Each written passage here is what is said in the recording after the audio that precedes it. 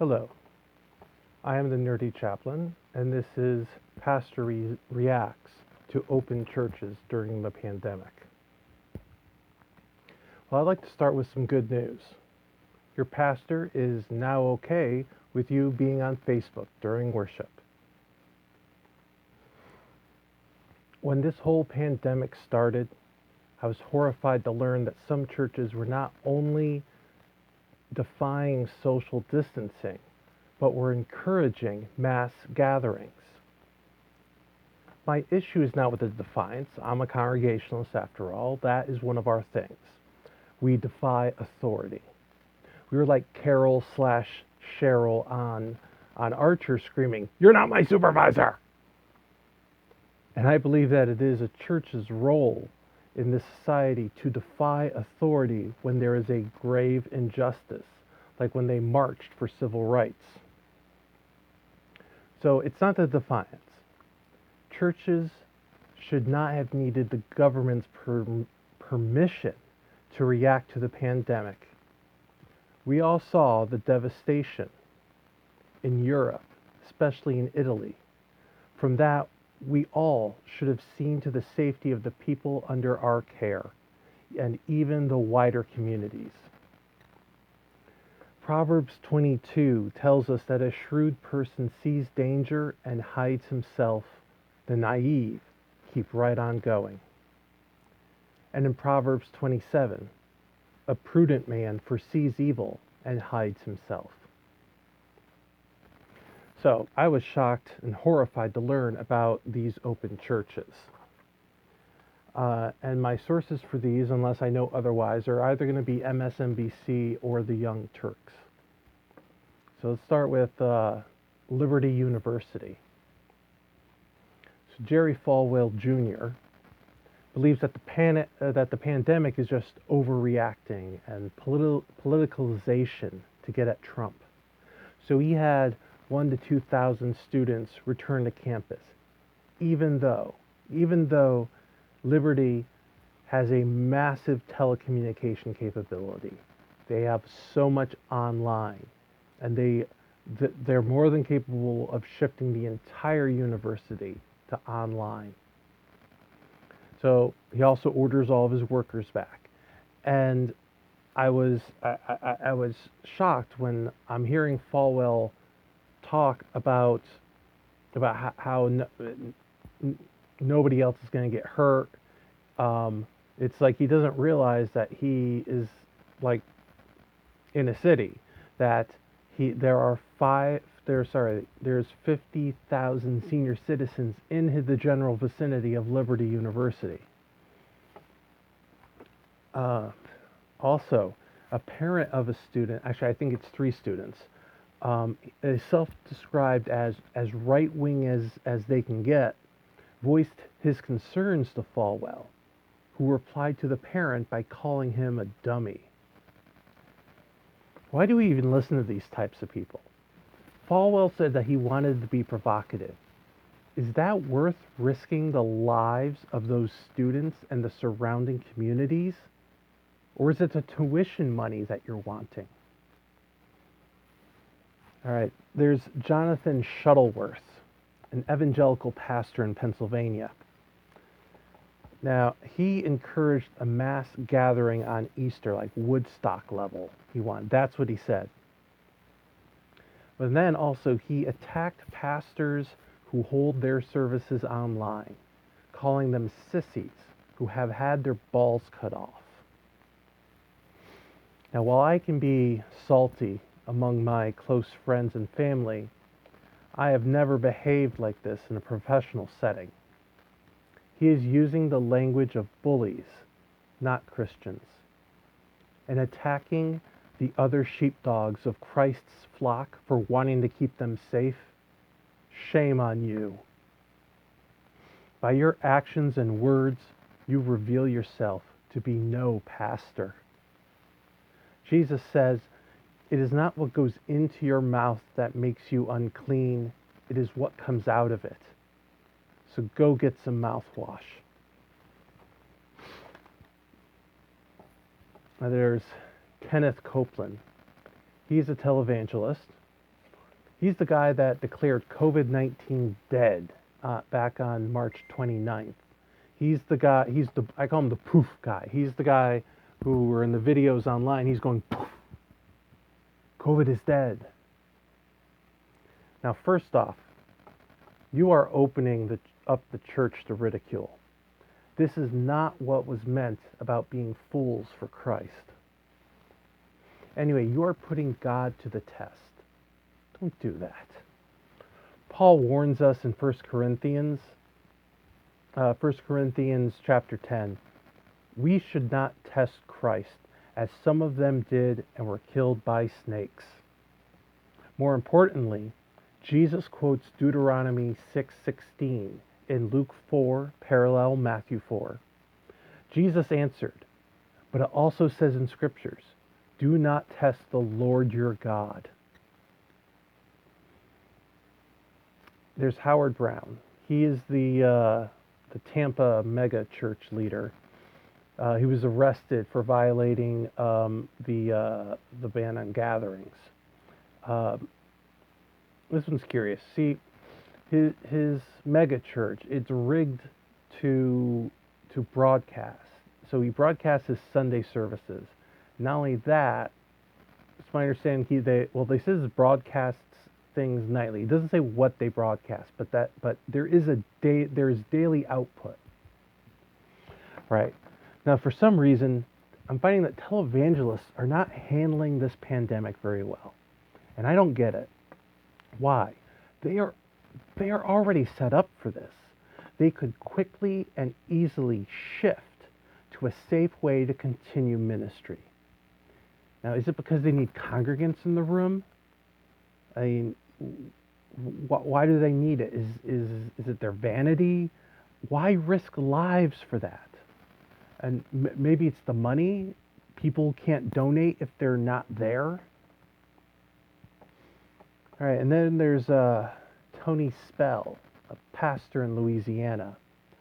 Now, with his church, they send out 27 buses. And they go pick up people in the area, all right? They bring them back, they feed them, and they go to the church. And we're talking about around 2,000 people, is my understanding. This is also the guy who has been in the news because he's asking people to donate their stimulus checks to him. Now, to me, this guy is reprehensible. He's putting that many people at risk a pop. Now, remember, also, the only time Jesus got angry and judged people was when supposedly faithful people put money before the welfare of their neighbors. All right, there's Kristopher Casey, and this is from the Worcester Telegram and Gazette. He's the pastor of Adams Square Baptist in Worcester. He's defying the Commonwealth ban on gatherings, echoing the protesters, the anti-stay-at-home protesters. He's using their rhetoric. Now, he says he's willing to accept the fines being imposed for violating those rules. He says that the church is observing social distancing and having the church professionally clean twice a week. After that, I would tell him the story of Gerald O. Glenn, and this is according to NBC News. He was the bishop of New Deliverance Evangelistic Church in Virginia. This guy, he said that God is bigger than this virus. It was reported that they followed social distancing and that sanitation guidelines were followed. And they did not have fellowship after worship. And, well, it was announced on Easter Sunday that Bishop Glenn had died of COVID-19.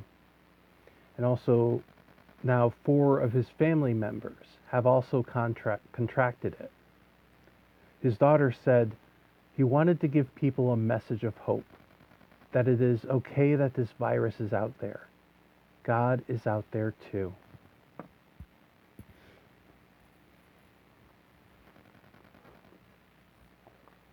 Mm. Lastly, there's Landon Spadlin. I'm probably saying that wrong. He's an itinerant evangelist from New Wave Ministries International. He thought that this was all mass hysteria and out to get Trump. Well, he went down to preach during Mardi Gras. Now, that's a tough crowd, and I can respect him for trying to do that. However, he contracted COVID and passed away.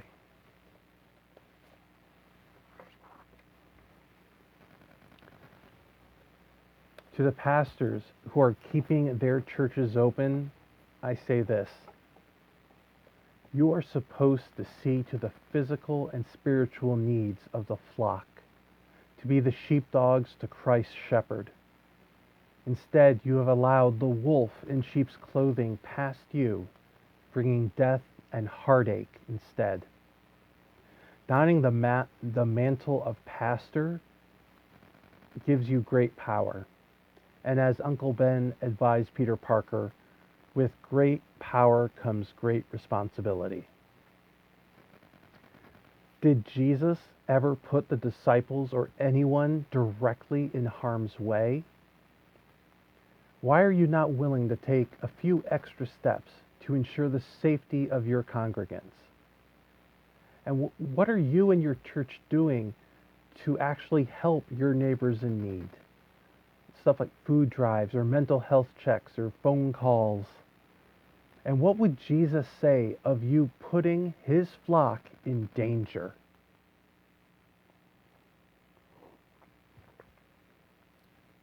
Now I get it. We are all called to observe the Sabbath. I mean, all faithful people. And there's exceptions to every rule, and Jesus tells us about the exception to the Sabbath rules. And this is found in Matthew 12, parallel Luke 6, 13 and 14, parallel Mark 2, and paralleled John 5.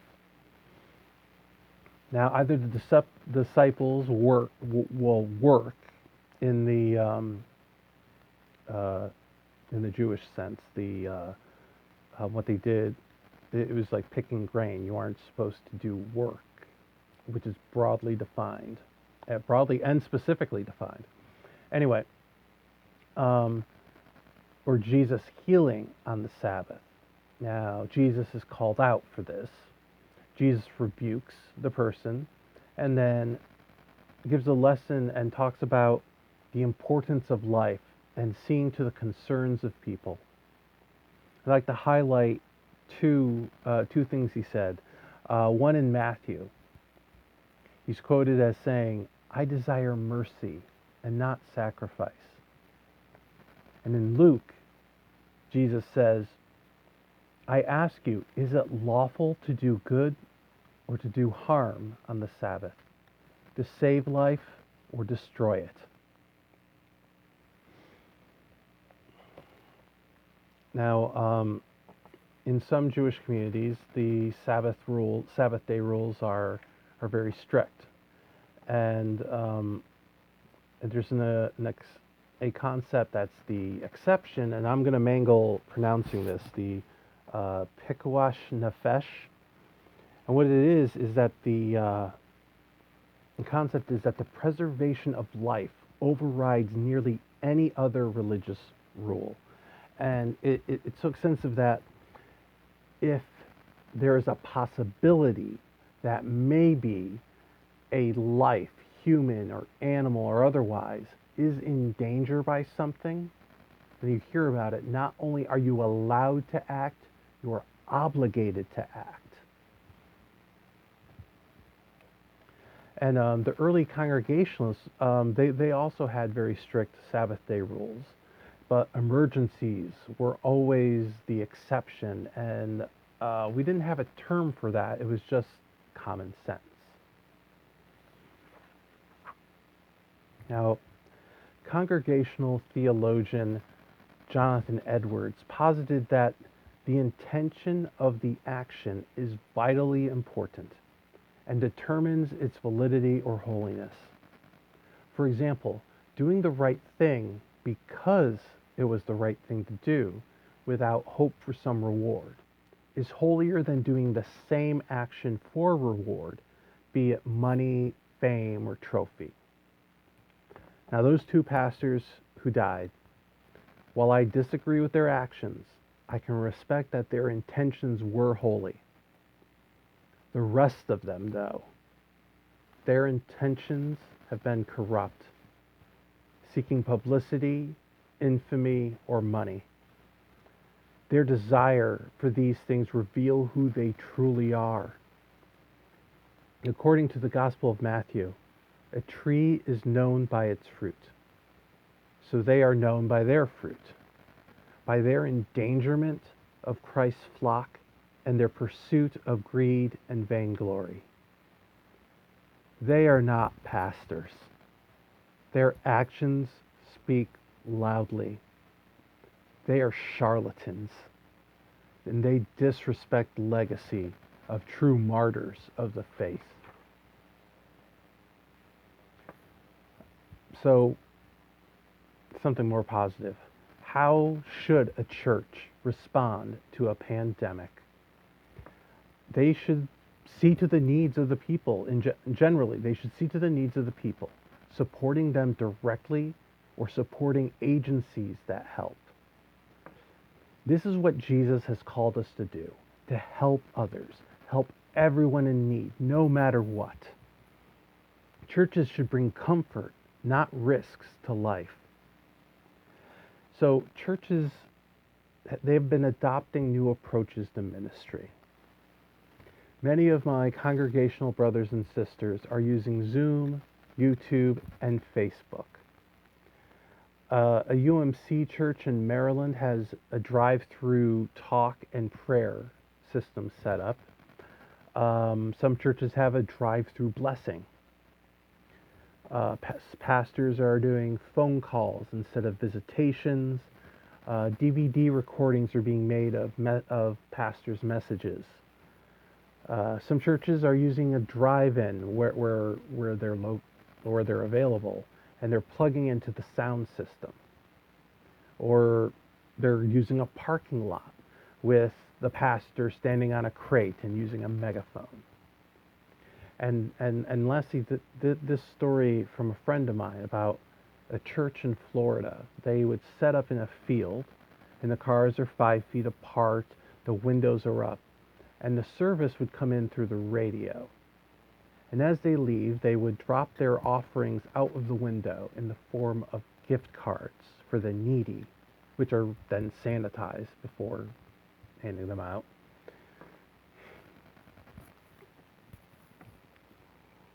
Well, I'd like to end this with this final thought, inspired by John 10. The Good Shepherd lays down his life for his flock. He does not lead it to ruin. Thank you for watching, and I hope you enjoyed it.